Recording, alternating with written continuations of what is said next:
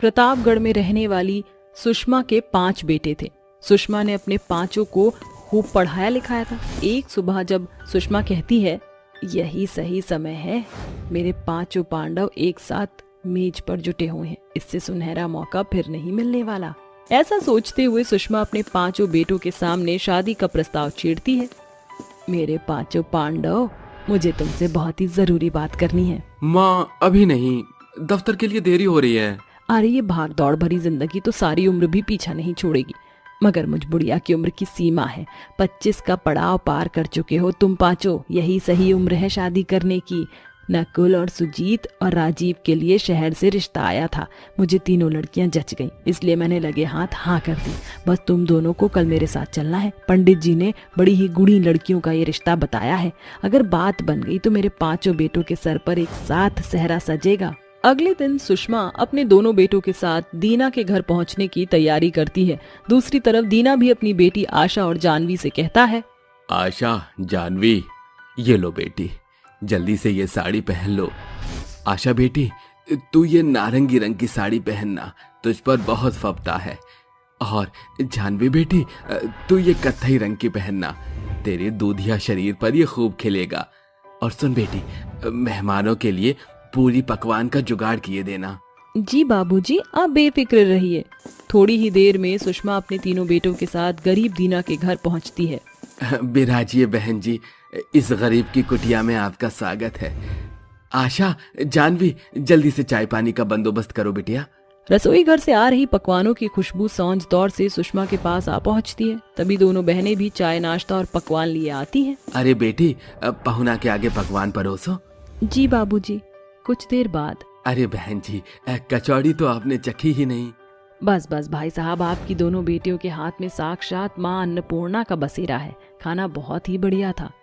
सच कहा है पुरनियों ने, ऊपर वाला गरीब के घर धन की घटी देता है तो उनकी बेटियों में गुड़ रज रज कर देता है। मुझे आपकी दोनों बेटी पसंद है। ये रिश्ता तय चाहिए। ईश्वर की दया से घर में धन धान्य की कोई घटी नहीं है। अनाज की बारियां भी भरी पूरी हैं। बस घर की बागडोर संभालने वाली बहू आ जाए। आपकी बेटियों से बेहतर बहू मेरे घर के लिए कोई नहीं होगी। ये तो आपका बड़प्पन है बहन जी। कुछ दिनों के अंतराल के बाद सुषमा के घर 3 अमीर और 2 गरीब बहू के ब्याह के साथ आखिरकार 5 बहुओं के पांव पड़ते हैं। मेरी गृह लक्ष्मियों, इस कलश को गिराकर भीतर आ जाओ। जी माँ जी। शादी की भाग दौड़ में थक गई होगी, जाओ आराम करो, क्योंकि कल तुम्हारा ससुराल में पहला दिन है। सूरज के पांव फटने के साथ दोनों गरीब बहू जागकर घर का कामकाज निपटा लेती हैं। तभी तीनों बहुएं भी नहा धोकर नीचे आकर कतार में खड़ी हो जाती हैं। मेरी तीनों बहू, ये तुम्हारा ससुराल है, स्कूल नहीं। पहले ही दिन देर सवेर से उठोगी तो कैसे बात बनेगी। खैर छोड़ो, आज तुम 5 की पहली रसोई की रस्म है, इसलिए तुम 5 को एक एक तरह के पकवान के साथ खाना बनाना है और मीठे में खीर बनाना है। पहली रसोई की बात सुनकर तीनों अमीर बहुओं का चेहरा पीला पड़ जाता है और वो आपस में बुदबुदाती हुई बात करने लगती हैं। आम्या, गौरजा, ये पहली रसोई कौन से पंछी का नाम है? अरे मैंने मेन के मुंह से सुना था, पहली रसोई में नई नवेली बहू को 36-56 भोग बनाने होते हैं, मगर हम तीनों को तो 2 मिनट की मैगी बनाना भी नहीं आता। Just chill ladies, I have a one solution. हम खाना पकाएंगे नहीं बल्कि मंगाएंगे। जब जोमैटो है साथ, पैसा है पास, तो कर लेंगे कंप्लीट हर एक टास्क। इस तरह तीनों बहू अपनी अमीरी के बलबूते पर जोमैटो से ऑनलाइन अलग अलग तौर की वैरायटी का खाना ऑर्डर करती हैं। वहीं दूसरी तरफ दोनों गरीब बहू बड़े लगन से पहली रसोई की रीत को पूरा करने में जी जान से जुटी होती हैं। जी, मैंने मीठे में खीर बनाई है और खाने में छोले पूरी।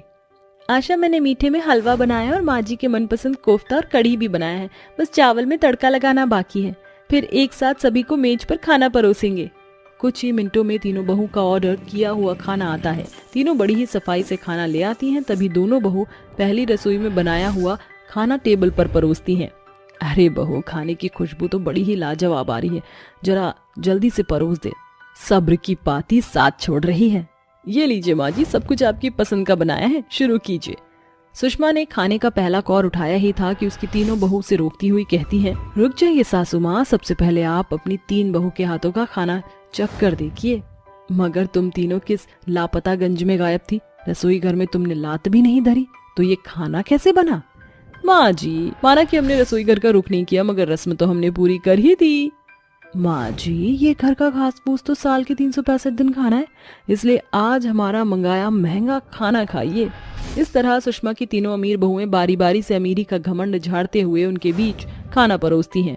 उसी दौरान दोनों गरीब बहू भी अपने हाथों का खाना परोसती हैं। तभी सुषमा बड़ा बेटा आनंद, जानवी और आशा के बनाए खाने का कौर खाकर कहता है, ओए होए, मजा ही आ गया माँ, क्या लाजवाब खाना बनाया है आशा और जानवी ने, आप खाकर देखिए। ऐसा क्या, वैसे खाने की खुशबू तो मुझे कब से अपनी ओर खींच रही है।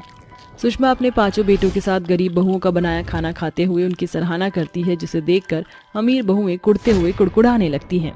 सचमुच बहुत स्वादिष्ट खाना बनाया है, आप दोनों ने तो हलवाई को पछाड़ दिया। माँ जी, हमने पूरे 50,000 का खाना मंगवाया था, आपने उसे चखा तक नहीं। बहू रानी, तुम्हारा खाना 10,000 का भी होता ना तो भी घर के खाने के दाने की बराबरी नहीं करेगा। बेहतर यही है कि तुम तीनों आशा और जानवी से सीख लो। ये बहू अपनी सास की ओर से पहली रसोई का शगुन स्वीकार करो। अपने सामने गरीब बहुओं की बड़ाई सुनकर तीनों बहू तिल मिलाती हुई कहती हैं, इनकी बड़ाई सुनकर मेरे कानों से खून निकल रहा है। अरे कहाँ हम तीनों की तारीफ होनी थी, वहीं हमारे सामने इन कल की आई गरीब बहुओं ने तारीफ बटोर लिया। फिर उसी शाम जब दोनों गरीब बहू रसोई घर में खाना बना रही होती हैं, तभी तीनों बहू खिड़की पर खड़ी ताका झांकी करती हैं। आशा, बाकी का खाना तैयार है, बस दाल में नमक डाल देना, मैं खाने की मेज साफ करती हूँ। आम्या, जाओ। Okay guys. हरी सुनो, तुम्हें जेठानी जी बुला रही हैं। आशा के बाहर निकलते ही आम्या दाल में बेहिसाब नमक डालकर टेबल पर जाकर बैठ जाती है, जिसके बाद गरीब बहू खाना परोसती है।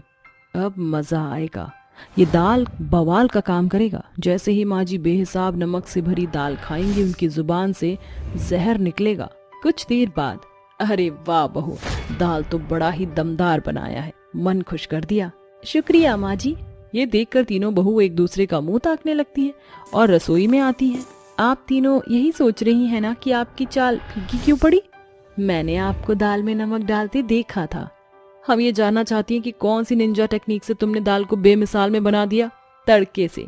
हमने दाल में टमाटर प्याज का तड़का लगाया, जिससे नमक बराबर हो गया। गौरजा, आम्या, रुबीना, तुम तीनों ने अपनी अमीरी के घमंड में आकर आशा और जानवी के साथ जो किया वो बहुत गलत किया। तुम अपनी अमीरी में इतना नीचे गिर सकती हो, मैं कभी सोच भी नहीं सकती थी। हमें माफ कर दीजिए सासू माँ और जेठानी जी, हमने बहुत गलत किया। कोई बात नहीं, आपने जो किया उसके लिए आप तीनों बहुत शर्मिंदा हैं, यही हमारे लिए बहुत बड़ी बात है। अगर आप तीनों चाहें तो हम आपको खाना बनाना सिखा सकते हैं।